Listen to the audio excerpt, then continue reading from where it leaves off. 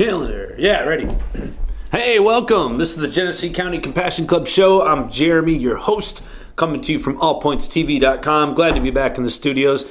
We got John here behind the cam, making it happen at All Points TV. What's up, John? Say hi to the viewers. Hi, viewers. Hey, we're glad to be back in the studio. It's like 90 degrees today. Spring is definitely here. You guys all remember like 2 weeks ago when it was snowing? Yeah, me neither. I had to take a picture. I got proof of it just to remind myself. But anyways, it's the 25th of May. We're about to roll into summertime here, and it's kicking. I mean, you guys are getting your outdoor gardens rocking. I know it's been happening.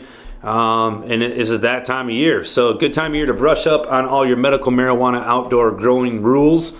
There was a set of bills that were passed a couple years ago, actually.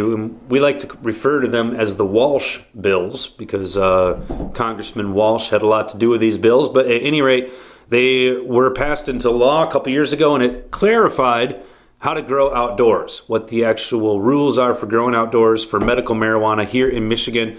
And if you're going to do an outdoor garden this year, make sure you brush up on those so you can make sure that you stay legal. It does have to be covered on all sides according to the law, and we have not yet really received any type of clarification on whether or not that means it has to have a roof. So I'm not an attorney, and I'm certainly not the Attorney General, but that is questionable. So I have had some people tell me it's a good idea to cover the top of it with something like chain link. Obviously, you don't want to have an actual roof. You'd negate the purpose of putting it outdoors, i.e. the sun.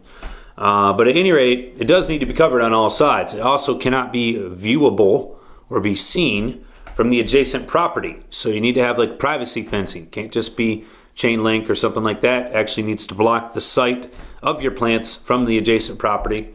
And of course, you need to stay within your plant count. 12 plants per patient and 12 plants for every caregiver that's helping out a patient, up to a total of 72. So yeah, you could see some large outdoor gardens here in Michigan. If you've got 72 plants growing outdoors in Michigan and you're starting them this time of year, come October when it's time to bring them down, you're going to have a very large group of plants there, and it'd take a lot of work, that's for certain. You'd need a large space for that, and you definitely want to plan ahead. So this is the time of year to get it in, though. So go for it. Use the sun. It's the best possible power of light that there is. Goes without question. All those new fancy light bulbs that you see at the grocery store, they're just trying to copy what the sun does. And none of them have even ever gotten close. Never will, probably.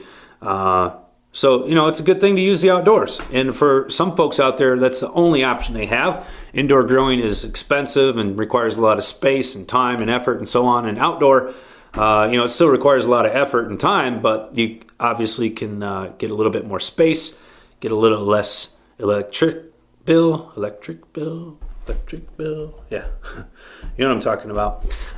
So anyways, I just wanted to bring that up because it's that time of year. We got Memorial Day right around the corner here. It is this weekend. Special time to remember all those who sacrificed for our country, and it's also time to get out there and work in the garden. So want to make sure I bring that up. As far as events going down at the Genesee County Compassion Club, I want to bring you guys up to speed, let you know what's been happening.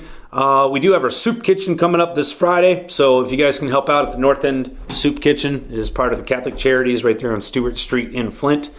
We could use your help. That's on Friday, and we'll be serving the evening meal. You guys will be done by 5 o'clock and go back home. Usually starts about 2 p.m.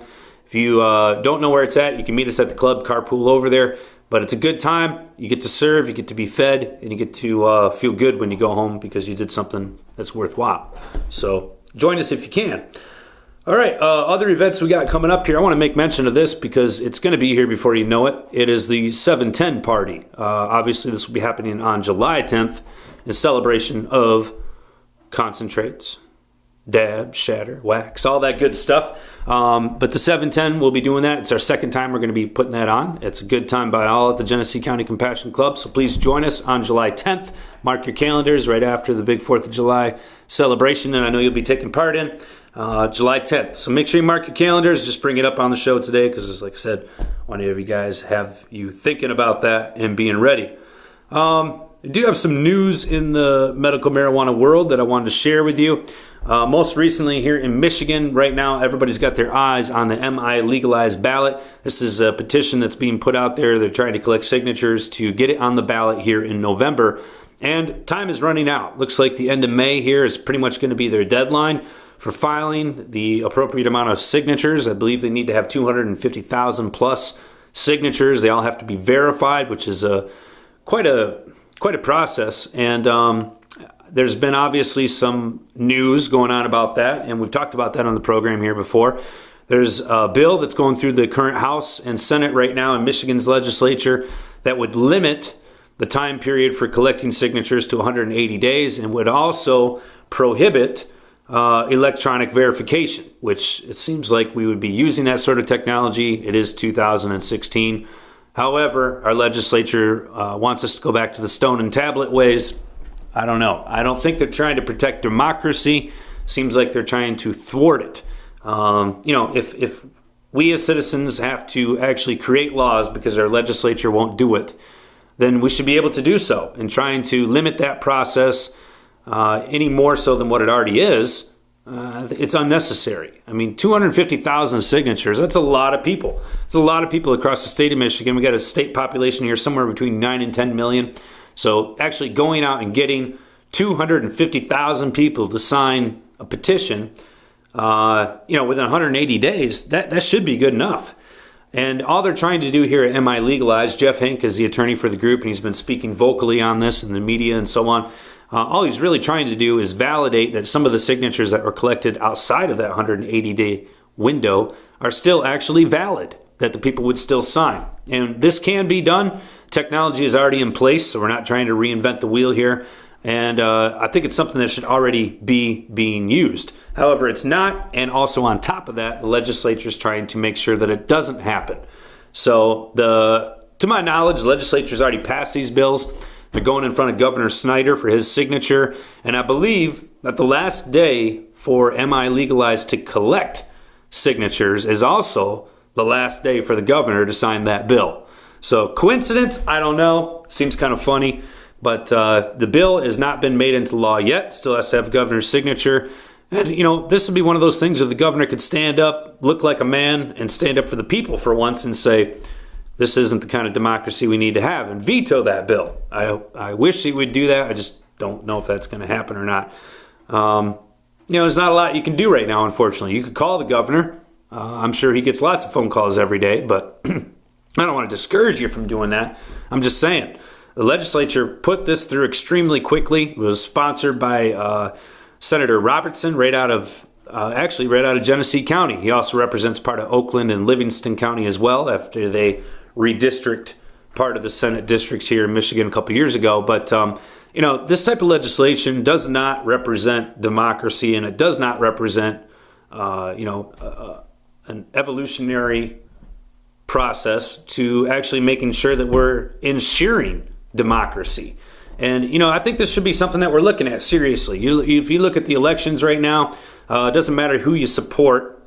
On both sides of the table, you can see how there's problems with the electorate, with the delegations, with people actually getting their votes to count. There's a serious issue going on. If you haven't had a chance to check out the latest episode of Last Week Tonight with John Oliver, do it, because he puts some really good information in there about how the delegation process has not worked on both sides of the table, whether you're Republican or Democrat. And this issue that we've got going on here in Michigan with regards to the ballot signature collection process is really right in the same boat as that delegatory issue that we just mentioned. This is democracy being chopped down, being limited so that the guys who are in charge can keep charge. And what we need to have is a better representation of what the people's vote, or what the people's will is. And also have a better representation of when they make that vote, actually having it count for something. So, but yeah, the bill's in front of the governor. You can call the governor and put your 2 cents in. Maybe he'll listen, maybe he won't. And then also, we need to hold our representatives and our senators accountable when it comes time to vote. If they're putting forth legislation that doesn't make sense, if they're throwing up issues or voting on things that you don't agree with, well, then we need to make sure we get somebody else in the office who does agree with you, who will listen to their constituency. And right now, I think most of us could agree that the people in government aren't listening, they don't care, And the only way to get them to listen is to say, hey, we are actually going to step up and control who has these jobs. We're not doing that right now. We're letting the lobbyists do that. We're letting the media do that. And when you see a candidate out there who's spending millions of dollars on ads, or let's say there's an issue that's being presented and a certain group of lobbyists are pushing that issue, and you see flyers, you see mailers, you see yard signs, you see television commercials, one after another on the radio, you name it.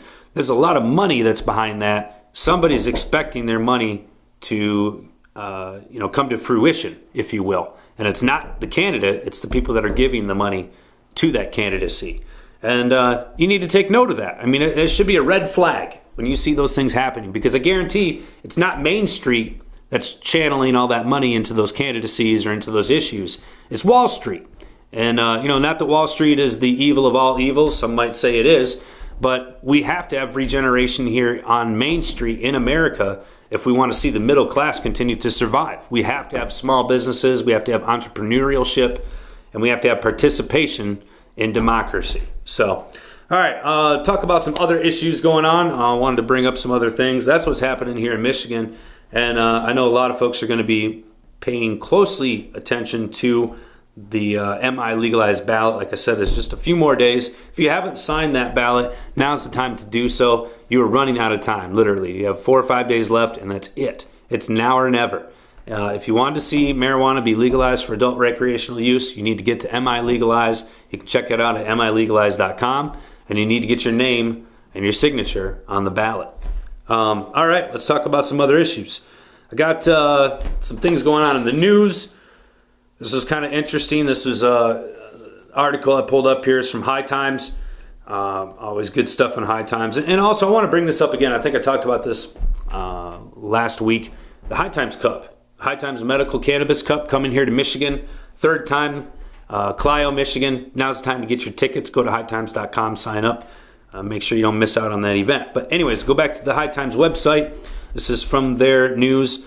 And this is from May 23rd, so let me read to you. On Thursday, the U.S. House of Representatives and Senate put their seal of approval on an amendment that would prevent the Department of Veteran Affairs from dipping into the federal budget to stop Uncle Sam's doctors from providing patients with recommendations to use medical marijuana. It's the first time in American history both chambers have seen eye to eye on an amendment of this kind, a move that stands to eliminate restrictions that have kept the men and women of the United States military from having legal access to safer alternative to dangerous prescription drugs. The death rate from opiates among VA healthcare is nearly double the national average. This is Representative Earl Blumenauer, who introduced the House amendment. He said prior to the vote, "From what I hear from veterans is that medical marijuana has helped them deal with pain and PTSD, particularly as an alternative to opioids." So, it says here, both chambers of the Congress are now head to the negotiation table in order to reach an agreement on a solitary amendment that can be tucked inside of the 2017 Military Construction Appropriations Bill. Since both the House and the Senate have approved the amendment, there's a better than average chance that it will be included in the 2017 fiscal year budget. So, prohibiting VA doctors from recommending medical marijuana does nothing to help our veterans, says Robert Capesci, hope I'm saying his name right, Director of Federal Policies for Marijuana Policy Project. The current VA policy is preventing physicians from thoroughly monitoring patients' medication decisions and engaging in frank conversations about available treatment options.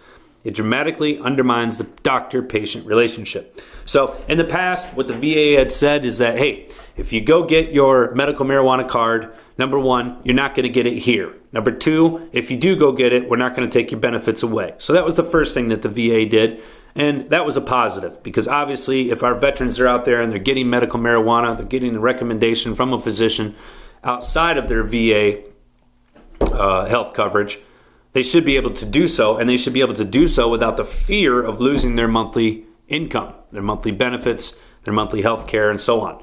So they did that. Now they're coming back around and they're saying, okay, further this by not prohibiting doctors from talking about it. So the first step that we said was, yes, you go ahead and get your medical marijuana, but you got to go to a doctor outside of the network. You might still have to do that to get your initial recommendation. But now, at least, once you've done that, You can now legally have a conversation with your physician at the VA about your medical marijuana use, about how it's working with your other treatment plans, and have a frank conversation about what is best for you instead of trying to dance around this issue so that nobody gets in trouble. It's just ridiculous. And the fact is that medical marijuana is a viable alternative to a lot of different opioid pain management prescriptions, and it also is a very effective method for treating PTSD, especially in our military. This has been passed by Michigan. It was one of the few conditions that we added to our list of conditions, of qualifying conditions for medical marijuana here in Michigan, is that we added PTSD. So obviously, post-traumatic stress is something that is going to be primarily seen in our recovering military. It's also seen in a lot of other civilian cases where people have been through traumatic incidents. It's not just limited to the military. However, the majority of the cases we do see are, in fact, our veterans. And it is preposterous to deny them care or additional care just because now they're taking medical marijuana. It's ridiculous. So this is a good thing. This is a very good thing. It's a positive thing. And if you notice, our federal government keeps slightly changing things. And the interesting part about this is yes, there has been no official policy change about marijuana or medical marijuana on a federal level. We've not seen any rescheduling. We've not seen anything else to that like. But we are seeing differences in how the government is managing its money in regards to marijuana in general. So we've seen the Department of Justice pull back and say, hey, states that have medical marijuana programs are no longer going to appropriate funds to our federal departments to go after people that are participating in those states' programs.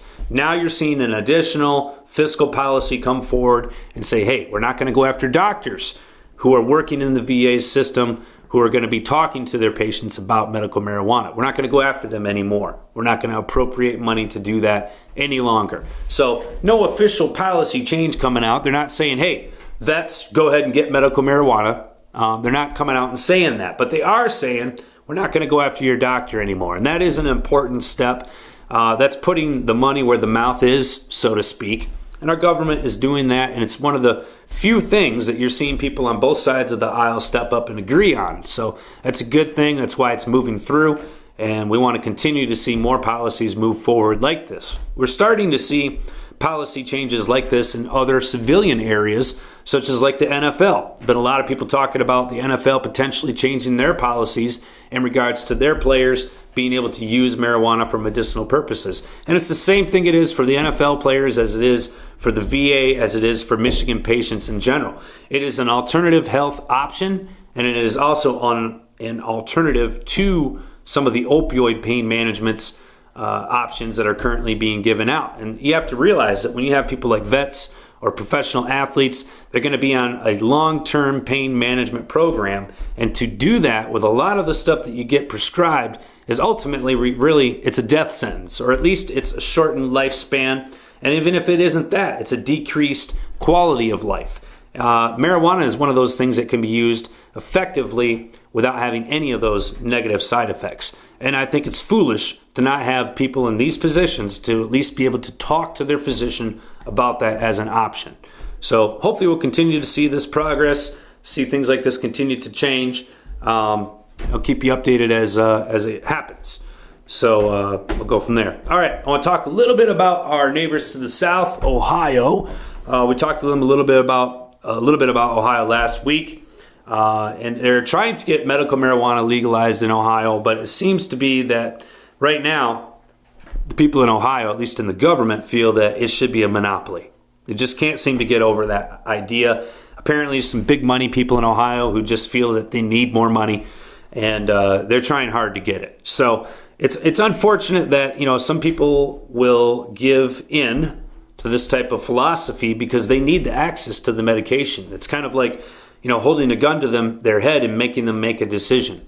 And unfortunately, that's a lot of times what they're doing. And that's kind of like what they're doing here. You've got people in Ohio that are dying right now, that are suffering, and they need medical marijuana. They're seeing their neighbors to the north be able to use it. They're hearing about friends and family. They're getting access to it and how it's helping them and how it's improving their lives. And they're sitting there withering away, wondering, why can't they have it? So they're trying to change that. Legislators are addressing that in Ohio. However, they want to do so on a very limited scale, and they want to also make sure that somebody gets rich and it's just a few people. So at any rate, I think that, Ohio has been a mess, really, when it comes to marijuana. You had the ballot thing happen last year for adult recreational use. What I'm referring to right now is actually for medicinal use. So at any rate, they don't have anything yet, and they're still kicking things around. So if you have friends in Ohio, you need to tell them to get involved. They need to talk to their legislators, let them know how they feel, and maybe they can have a positive effect, a positive impact there. Some people would say they did when they had the vote last year, and they voted down the monopoly. Ultimately, a lot of people feel that the monopoly model is why the recreational ballot didn't pass this last November for Ohio. And there's a lot to be debated about that, but I think that it is an important part of future legislation when we look at, should we be opening this market up? When we do open up the market, how should it be controlled? How should it be regulated? And I feel that, there should be room for controls in place. However, it also needs to be centered around small business growth, around Main Street growth, so that we can see the positive effects happen across the state and not just for a select few. Hopefully Ohio can pick up on that. Hopefully Michigan can stick with that. All right, a couple other things I want to cover with you. This is for California. So as you know, California's had medical marijuana since 1996. One of the first, I believe they were the first medical marijuana state in the country. So they're definitely, ground breakers there. But there's still no recreational use in California. They had a ballot petition happen in 2012 that ultimately failed. They've had a couple other things come up, but nothing too serious, nothing made it too far. And of course, they're still trying. So this is a little update on California. This is from leaffly.com. Check it out for yourselves. I'll read the story to you here. It says, Barry Broad, a representative from California branch of Teamsters Union, tells BuzzFeed that the union was set to oppose legalization in the Golden State because of concerns around how cannabis would be transported and distributed. Teamsters wanted it to be handled in much the same tightly regulated way that alcohol is now in California. The Teamsters Union predominantly represents truck drivers and warehouse workers with around 1.4 million members across the country. Broad cited logistical concerns with the current proposal, told BuzzFeed that the union could potentially endorse a legalization proposal if it were restructured. It says, we would be supportive of an initiative if the regulatory structure was one that we thought appropriate. Teamsters opposition joins Police and Prison Guard Association as well as the California Small Farmers Association in opposing the legalization proposal and instead donating to John Lovell's Coalition for Responsible Drug Policies. So, there you go. I mean, it seems like a lot of states are kind of kicking this idea around of legalization, having the regulations set up as a similar market to how alcohol is currently handled in their state.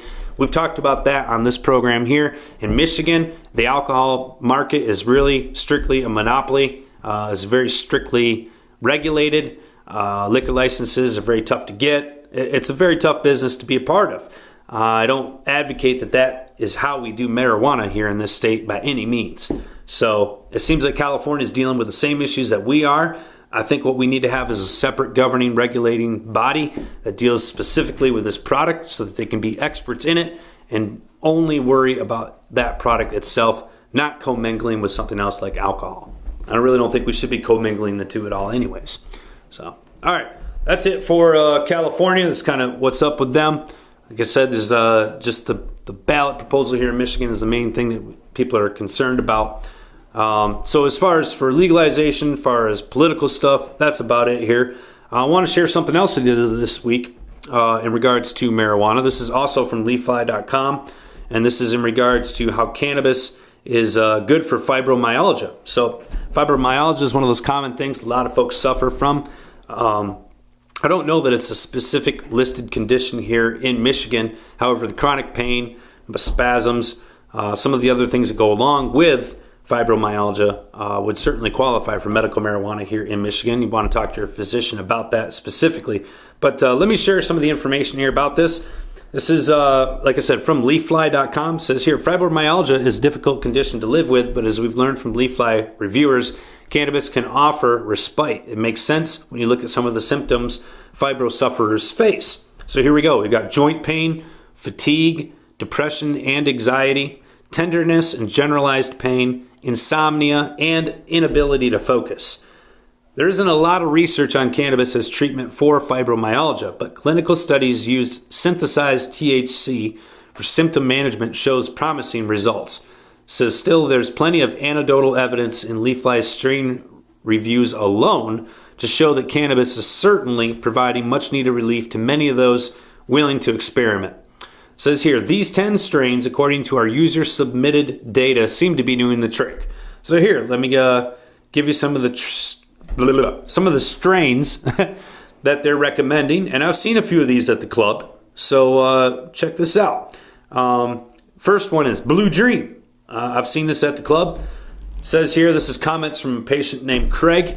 Blue Dream is my go-to strain for my everyday fibromyalgia pain and muscle spasm medicine. It is gentle enough to use every day and throughout the day. It is a nice hybrid with the muscle spasm easing effects of an indica and the euphoric headache easing effects of a sativa without any anxiety effects. Craig says he uses it when he wakes up in the morning to get moving and then uses it to also help him sleep. So it's pretty cool. Next strain, these are 10 strains that all help with fibromyalgia in case you missed that. Next strain is called Harlequin, another popular strain. Says it's got pain-killing power of THC and CBD combined. It's a sativa. It's a perfect way to start your day. If you're sensitive to THC, you're in luck because Harlequin's high CBD content helps curb the psychoactive and anxious side effects of the THC. So good stuff there. All right, another CBD strain on the list here is Canatonic. I know a lot of you folks who have heard about this. This is a CBD-specific strain, pretty low in THC. It says here it's the third most celebrated strain from Leaffly users with fibromyalgia. It's only mildly psychoactive due to its CBD dominance, making it an excellent choice for new users. However, even veterans will appreciate the hybrid's ability to crush pain, anxiety, muscle spasms, and a myriad of other symptoms. Good stuff there. All right, here's another strain, Critical Mass. Heavy indica strain, has tingly full body effects. It also has enhanced levels of CBD for even better pain relief. So Critical Mass is another one. Next one is Tahoe OG. I've seen this one down at the club. I also could say that one is pretty doggone tasty. Says here, this is the strain you'll need for when fibromyalgia symptoms are keeping you up at night. Tranquilizing and dreamy, Tahoe OG is an indica-dominant strain that leads muscles into blissful relaxation, melting the pain and tension right out of them. All right, next strain, Granddaddy Purple. Another really tasty strain. It says here, guiding you to the sweet relief of berry and grape flavors. It's a classic indica strain and potent pain-killing properties, similar to like Blue Dream, GDP, also known Granddaddy Purple, boast high levels of mycene and CBG to help relax muscles and control pain. So mycene, if you didn't catch that, that's actually a terpene. It's one of the things that makes it smell and taste, but it also has some of those calming, qualities to it. So it's not just the cannabinoids, people. It's also those terpenes. So Granddaddy Purple. Next one is Girl Scout cookies. We're talking about the strain, not the actual sugary delicatessens that you buy from the sweet little ladies. This strain here is coveted for its flavor, obviously. It's no wonder that fibro patients have also found something to love. It's known to have a high THC content. And it says, so if you're new to cannabis or sensitive to THC, you want to be careful with this strain. But it says it's excellent for pain relief.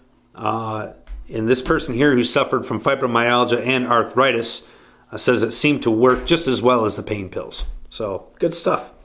Another strain, Blueberry. Won't talk about that one too much because I know most of the folks at the club are real familiar with Blueberry. It's an indica strain. It's got a fantastic flavor. Obviously, it should be smelling and tasting like blueberries. Good stuff. Says here, delivers a nuanced effects that mellows everything from physical pain to emotional anguish caused by fibromyalgia. Next strain, Bubba Kush. Another good one, real popular at the club. Seen this go around, very tasty. It says here, a sweet, earthy coffee aroma with subtle, woody notes that will keep you coming back for more even after your symptoms subside. Says this person here says it helps them sleep great, which is a godsend for severe fibromyalgia. So we all know that. The less sleep you get, the worse you're going to feel. Sometimes the best thing for you is a good night's sleep. You just need something to get you there. Here's a strain that is not going to help you sleep. This won't do it. It's called Headband. Headband's typically a real strong sativa, but it also has a rich terpene profile, so that's a good thing. Induces stress reduction, mood enhancement, a feeling of wakefulness and focus, and muscle relaxation. So all good stuff there for the old Headband strain. And of course, it's a throwback to all you hippies back there who used to wear headbands. I say put them back on. It's summertime. All right, so those are 10 strains that are good for fibromyalgia. I know we've got a lot of members at the club who suffer from that and the chronic pain and the things that go along with that. So hopefully you can find some of those strains there. If you've got some favorite strains that you like for your symptoms, tell us about it. You can call us here at the show. It's 810-250-7365. We'd like to hear from you. Always interested to know what the hot popular strains are right now. I know that all those ones I listed there are all very popular, very hot, and sometimes even available. So you just have to do your research. The interesting thing is that strains will greatly vary their effects based on the individual user. So if somebody tells you, hey, this worked for me, it's not a guarantee that it's going to work for you too. You just have to try it out and find out. And just because somebody else says something that didn't work doesn't mean that it won't work for you also. So you really do have to do a little bit of guinea pig work, if you will. Nice thing is that you're not experimenting with something that's deadly or something that's going to give you a hangover or something that's going to mess you up. It's nice, calm, subdued effect. So if first doesn't work, try again. All right, that's it for the show this week. Just wanted to share that information with you. I want to thank you for joining me here at allpointstv.com. It's always a pleasure to be back in the studio here in Flint, Michigan, coming to you. I want to thank John for being here and making it happen. And I want to thank all of our members down at the Genesee County Compassion Club for making it happen every day. We couldn't do it without you guys. And just want to thank you for being there. So you guys have a great week. Check you here next week at allpointstv.com and the Genesee County Compassion Club show. Thank you. See ya.